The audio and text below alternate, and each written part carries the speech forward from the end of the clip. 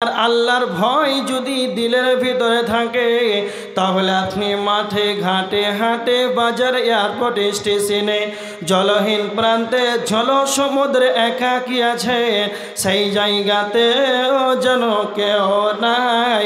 আপনি নীরবতা লম্বন করেছেন, নিরিবিলি জায়গাতেই যেন একাকী আছে।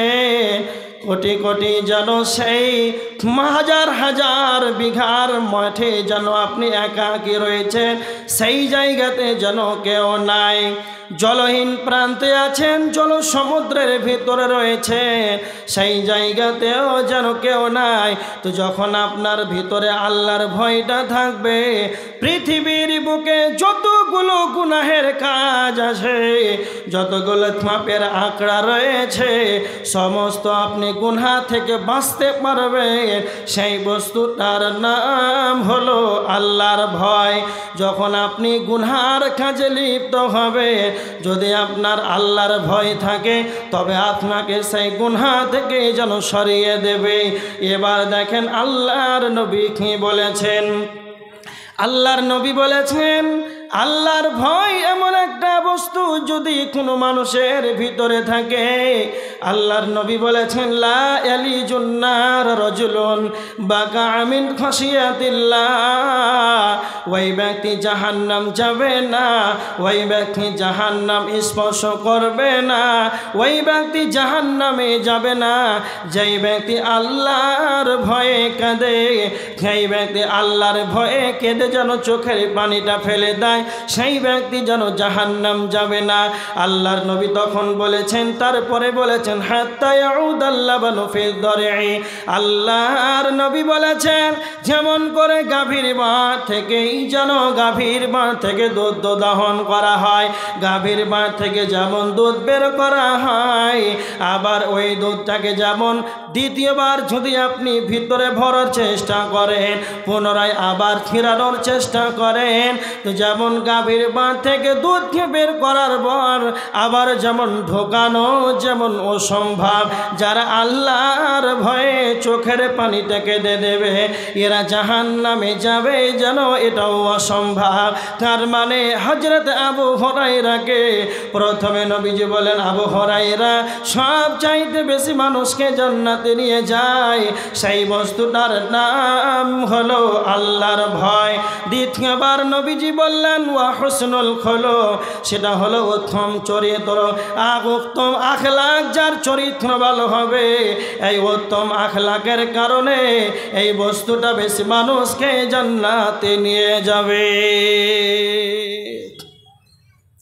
আল্লাহর নবী আল্লাহর ভয়ের কথা বললেন, তারপরে উত্তম আখলাক চরিত্রকে ধরলেন। তো মনে মনে ভাববেন সালাতের কথা বললেন না, হজের কথা বললেন না, সিয়াম যে এমন একটা ইবাদত, পৃথিবীর বুকে আল্লাহ যতটা সন্তুষ্ট হয় সিয়াম পালনকারীর ওপরে, সিয়াম এমন একটা ইবাদত আল্লাহ যতটা সন্তুষ্ট হয় অন্য কোনো ইবাদতে না। তারপরে সিয়ামটাকে ধরলেন না, চরিত্রকে ধরলেন। তবে চরিত্রটা কত খাতারনাক একটা কথা মনে রাখবে, চরিত্র এমন একটা বস্তু, পৃথিবীর কোনো স্কুল কলেজ শিক্ষাঙ্গন নাই, ইউনিভার্সিটি নাই, সেই জায়গাতে আপনি যাবেন আর আপনি গিয়ে সেখানে আপনাকে 10 দিন, 1 দিন, 5 দিন, 1 বছর পর আপনাকে চরিত্রটাকে ভরে আপনাকে পাঠিয়ে দিবে আর সকাল থেকে আপনি চরিত্রবান হয়ে যাবেন। এটা হয় পশ্চিমকালে, এটা হয় না। 2, পৃথিবীর বুকে এমন কোনো অ্যাপস নাই আপনাকে ডাউনলোড করে দিবে যে আপনার সকাল থেকে চরিত্র ভালো হয়ে যাবে, এর কোনো অ্যাপস এখনও তৈরি হয়নি, পশ্চিমকালও তা হবে না। চরিত্র এমন একটা বস্তু, বিবেক হওয়া থেকে নিয়ে, জ্ঞান হওয়া থেকে নিয়ে আপনাকে ধীরে ধীরে মানুষের সঙ্গে সালাম করা, 5 ওয়াক্তের সালাত আদায় করা, ইসলামের হুকুম আহকামকে মেনে নেওয়া, যেইভাবে রাসূলুল্লাহ সাল্লাল্লাহু আলাইহি সাল্লাম মানুষের সঙ্গে চলাফেরা করতেন, মানুষের সামনে কথা বলতেন, সমস্ত আদাব আখলাককে নকল করে সেটাকে মেনে নেওয়া, তারপরে নিজেকে চরিত্রবান হওয়ার চেষ্টা করা, এইভাবে চরিত্র বানাতে বানাতে বানাতে 50-60 বছর পর্যন্ত আপনি চরিত্রটাকে বানালেন। এটা হচ্ছে চরিত্র। একটা কথা মনে রাখবে, যেগুলো 10 চাকা 15 চাকা বড় বড় লরি আছে, সেই লরি এক একটা টায়ারে টিউবের ভিতরে 100 করে হাওয়াকে ধরে রাখে। তো এই টায়ারটাকে বানানোর জন্য 3 বছর 4 বছর 5 বছর ধরে গবেষকরা বৈজ্ঞানিকরা চিন্তা ভাবনা করেছে 100 হাওয়াকে কি করে ধরে রাখা হয়, কি করে ধরে রাখা যায়। এই চিন্তা ভাবনা করে 5 বছরে যদি সময় লাগে একটা টায়ারকে বানিয়েছে, তারপরে টিউবকে বানিয়েছে 6 বছর, তারপরে চিন্তা ভাবনা করে টিউবের ভিতরে হাওয়াকে রাখলেন। তো এই হাওয়াকে রাখার জন্য 6 বছর ধরে চিন্তা ভাবনা চলছে। আর 100 হাওয়াকে ভরার পর এই হাওয়াটাকে বের করার জন্য, নষ্ট করার জন্য কয়টা লিক যথেষ্ট? কথা বলেন তো, কয়টা লিক যথেষ্ট? একটা। খুব সুন্দর উত্তর দিয়েছে। তার মানে এত কষ্ট করে 6 বছর মেহনত করে খরচা করে টাকা দিয়ে একটা টায়ার তৈরি করার পর, 6 বছর মেহনত করার পর এই হাওয়াকে নষ্ট করার, বের করার জন্য একটা লিক যথেষ্ট। তো এর অনুরূপ হচ্ছে চরিত্র। তার মতন আপনি একে জ্ঞান হওয়া থেকে নিয়ে, বিবেক হওয়া থেকে নিয়ে আপনি চরিত্রটাকে বানাচ্ছেন, মানুষের সঙ্গে ভদ্র ব্যবহার করছেন। এই করে করে 60 বছর পর্যন্ত চরিত্রটা আপনি চরিত্রবান হলেন, সমাজ আপনাকে ভালো বলে। শেষ বয়সে আপনি একটা মেয়ের সঙ্গে জেনা করে বাঁশের গাছে তলায় ধরা পড়ে গেলেন। এবার আপনি নিজের বিবেকে বলেন তো, যখন আপনি বাঁশের গাছের তলায় ধরা পড়লেন, সেই সময়টা একটা মিনিটের জন্য, সেই মিনিটটা, সেই দিনটার বদনাম হবে না আপনার সারা জীবনের বদনাম হবে? সারা জীবনটাকে আপনি তো লাইফটা আপনার মেনটেন করে চরিত্রবান হলে, তারপরে আপনার শেষে একটা খারাপ চরিত্রের কারণে আপনার সারা জীবনের চরিত্রটাকে ধ্বংস করে দেয়। এই জন্য আল্লাহ রসুল সাল্লাল্লাহু আলাইহি ওয়াসাল্লাম হযরতে আবু হুরায়রাকে বলেন, আবু হুরায়রা, সেই বস্তুটাই বেশি মানুষকে জান্নাতে নিয়ে যায়, সেটাই হচ্ছে উত্তম চরিত্র। একজন আনসারীদের এক ব্যক্তি আল্লাহ রসুলের কাছে আসলো। ইবনে মাজাহ শরীফের 4259 নম্বর হাদিস। আনসারীদের ব্যক্তি এসে আল্লাহ রসুলকে বলছেন, আল্লাহ রসুল, আইয়ুল মুমিনিন আফজাল, সবচাইতে উত্তম মুমিনকে? আল্লাহ রসুল বলছেন, ওয়া হুসনুল খুলুক, উত্তম চরিত্র। যার চরিত্র ভালো, যার আখলাক ভালো, সেই ব্যক্তি হচ্ছে সবচেয়ে উত্তম মুমিন। কেন বললেন? কেন বললেন? কত মানুষ আছে তাহাজ্জুদে সালাত আদায় করে, 5 ওয়াক্তের সালাত আদায় করে, আর ওর চরিত্রের কারণে ওর পরিবার বাড়িতে টিকতে পারে না। চরিত্রের কারণে মসজিদের মুসাল্লি দেখে যে বাবু এসে কি আসেনি। চরিত্রের কারণে গোটা গ্রামবাসী হয়রান আছে। চরিত্রের কারণে চায়ের দোকানে মানুষ বসে না। তো এইভাবে যদি আপনি ইবাদত করেন, আর চরিত্র যদি আপনার খারাপ থাকে, আপনার দ্বারাতে পাড়া প্রতিবেশী যদি কষ্ট পায়, মসজিদের মুসাল্লি যদি কষ্ট পায়, তাহলে আপনার এই সালাত দিয়ে আবার কি হবে? এই জন্য আল্লাহ রাসূল সাল্লাল্লাহু আলাইহি ওয়াসাল্লাম চরিত্রটা আগে ধরলেন, যে চরিত্র ভালো করো, সবচাইতে উত্তম মুমিনকে, না তো যার চরিত্র ভালো। তারপরে হযরত আবু হুরায়রা রাদিয়াল্লাহু তাআলা আনহু আল্লাহ নবীকে বললেন, আন আকসারি মা ইদখিলুন নাসান নার। আল্লাহর নবী, আপনি বলেন কোন বস্তুটা বেশি বেশি কি মানুষকে জাহান্নামে নিয়ে যাবে? আল্লাহর নবী আবার 2টা কথা বললেন। 1 নম্বর হলো আল ফাহম ওয়াল ফান, 1 নম্বর হলো মুখমণ্ডল, জিহ্বা, মুখমণ্ডল। 2 নম্বর হলো লজ্জাস্থান। এই মুখমণ্ডলের কারণে, জিহ্বার কারণে আর লজ্জাস্থানের কারণে যেন বেশি মানুষ জাহান্নামে চলে যাবে। আমার দিকে লক্ষ্য করেন, আল্লাহ সুবহানাহু ওয়া তাআলা এই মুখমণ্ডল দিয়েছেন, জিহ্বা দিয়েছেন। আল্লাহ আমাদেরকে, যাদেরকেই যেন কথা বলার ক্ষমতা দিয়েছেন, এই জবানকে যেন অপ্রয়োজনীয় অশ্লীল ভাষা ব্যবহার করবেন না, অহেতুক কথা বলবেন না, অপ্রয়োজনীয় যেন কথা বলবেন না। কেন কেন কেন? আল্লাহ সুবহানাহু ওয়া তাআলা সূরা কফের 17-18 নম্বর আয়াতের ভিতর আল্লাহ বলেছেন, ইয়াতালাকাল মুতালাকিয়ানি আনিল ইয়ামিনি ওয়া আনিশ শিমালি কাঈন মা ইয়ালফিযু মিন কাওলিন ইল্লা লাদাইহি রাকীবুন আতীদ। আল্লাহ সুবহানাহু ওয়া তাআলা প্রত্যেকটা মানুষের ডানে বামে, ডানে বামে 2 জন ফেরেশতা নিয়োজিত রেখেছেন। মা ইয়ালফিযু মিন কওলিন ইল্লা লাদাইকা রাকিবুন আতীদ। আপনি যা মুখ থেকে উচ্চারণ করবেন, মুখ থেকে আপনি যা কথা বের করবেন, প্রত্যেকটা কথাকে লেখার জন্য দুইজন ফেরেশতা যেন আল্লাহ নিয়োজিত রেখেছেন। প্রত্যেকটা কথার কিয়ামতের ময়দানে জবাব দিতে হবে। এই কারণে যেন মুখকে যেন কন্ট্রোল করা যাবে না, মুখকে যেন অহেতু কথা বলা যাবে না। প্রত্যেকটা কথার যেন তালিপিবদ্ধ হয়। একটা কথা মনে রাখবেন, পৃথিবীর বুকে এমন একটি জায়গা রয়েছে, আমাদের সমাজের ভিতরে এমন একটা জায়গা রয়েছে, সেই জায়গাতে সবচেয়ে মানুষ মুখটাকে অপ্রয়োজনীয় কথাই যেন ব্যবহার করে। মানুষ সেখানে যেন অহিত কথা বলে, মানুষের একে অপরে যেন গীবত করে, একে অপরে যেন মানুষের পরনিন্দা করে, পরচর্চা করে। সেই জায়গাটার নাম হলো চায়ের দোকান। যারা চায়ের দোকানে বেশি বেশি করে আড্ডা দেবে, যারা চায়ের দোকানকে বেশি অগ্রাধিকার দেবে, আমি এমন একটা এই বছর প্রত্যেকটা জালসাই যেন একটা কথা বলি, ভালো করে শুনে নেন। জাহান্নাম যাওয়ার সব চাইতে সহজ উপায় হলো, জাহান্নাম যাওয়ার সব চাইতে সহজ উপায় হলো চায়ের দোকান। যে যত চায়ের দোকানে বসবে তার জন্য জাহান্নাম যাওয়াটা যেন সহজ হয়ে যাবে। কেন কথাটা বললাম? এমন একটা কথা আপনাকে আর একটা দ্বিতীয় নাম্বার কথা বলতে চাই। স্টেট ব্যাংকে যেমন টাকা জমা করা হয়, পাঞ্জাব ব্যাংকে যেমন টাকা জমা করা হয়, অনুরূপ চায়ের দোকানটা এমন একটি জায়গা, সেটা হলো পাপ জমা করার একটি ব্যাংকিং ব্যবস্থা।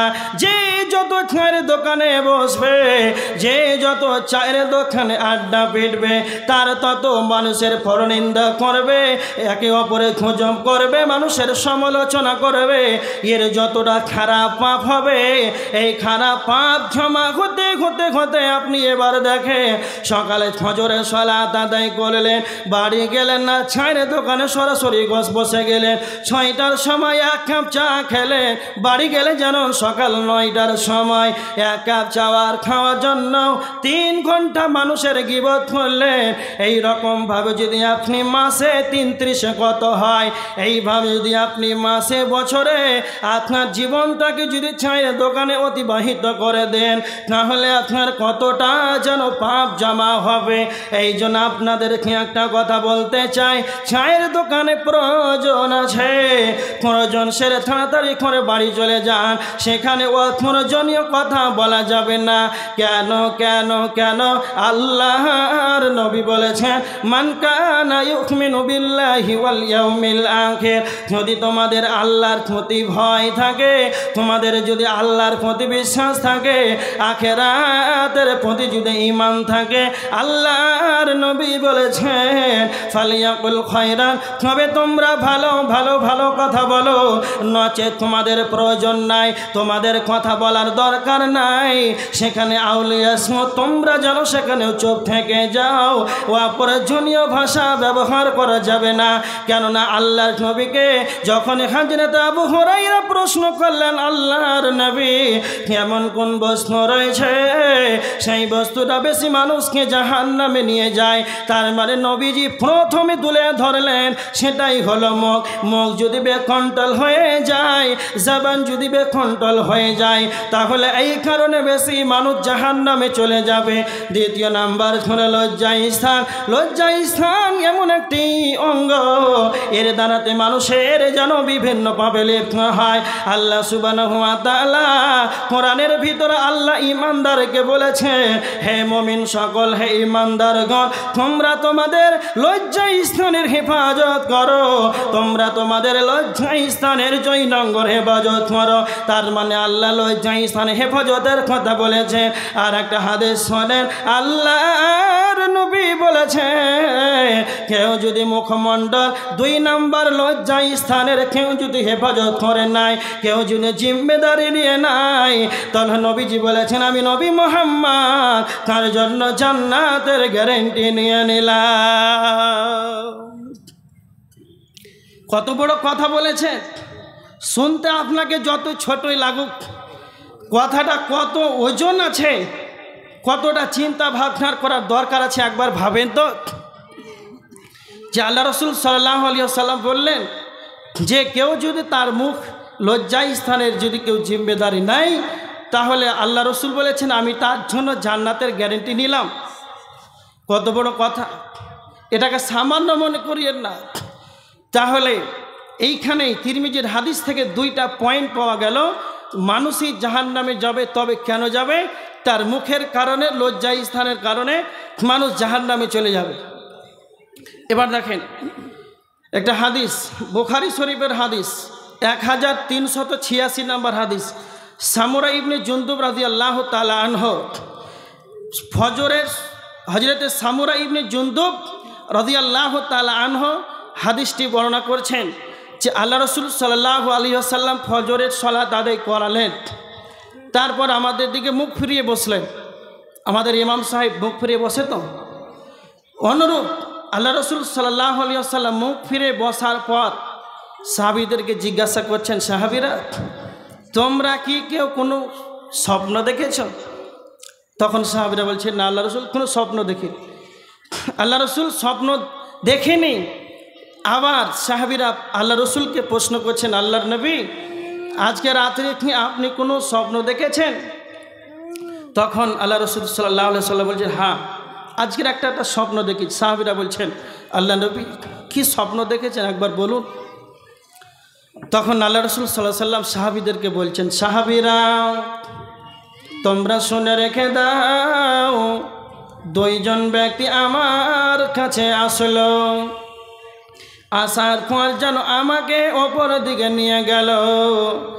যেতে যেতে যেতে অনেকটা দূর চলে গেলাম, দেখতে পেলাম এক ব্যক্তি যেন চিত হয়ে শুয়ে আছে, আর অপরজন যেন তাকে তার মাথায় পাথর মেরে মেরে মেরে যেন তার মাথাটাকে চৌচির করেছে।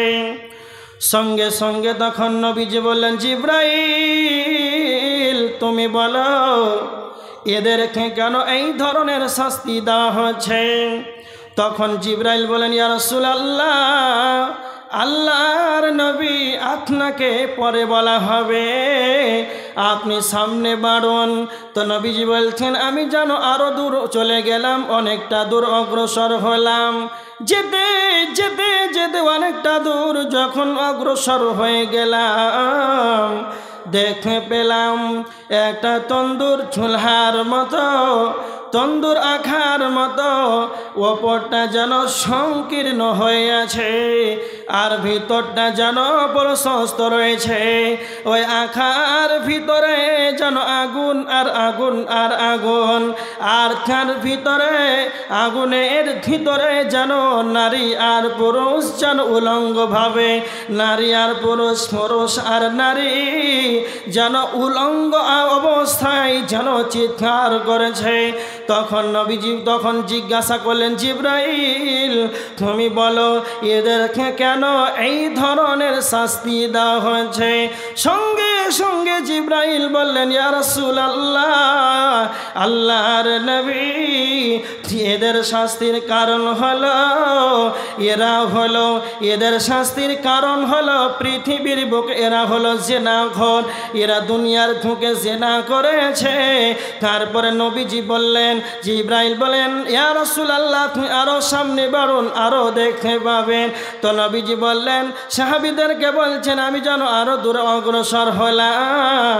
তো যেতে যেতে দেখতে পেলাম একটা পচা দুর্গন্ধময় যুক্ত রক্তের নদী, আর সেই রক্তের নদীতে যেন মানুষ সাঁতার কাটছে। সাঁতার কাটতে কাটতে কাটতে এই যখন নদীর তীরে আসার চেষ্টা করে, তখন নদীর তীরে যখন আসার চেষ্টা করে তখন যেন তাদের মাথায় পাথর মেরে মেরে মেরে তাদেরকে যেন আবার পুনরায় তাদেরকে ফিরিয়ে দেওয়া হয়েছে।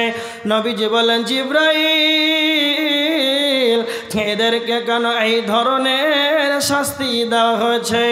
এবার তখন জিবরাইল আমিন বলতে আরম্ভ করলেন, আল্লাহর নবী আপনি এক নম্বর যেটা দেখতে পেলেন যে প্রথমে একজন ব্যক্তি শহীদ অবস্থায় আর একজন ব্যক্তি যেন তার মাথায় যেন পাথর মেরে মেরে মেরে যেন তাকে আঘাত করছে।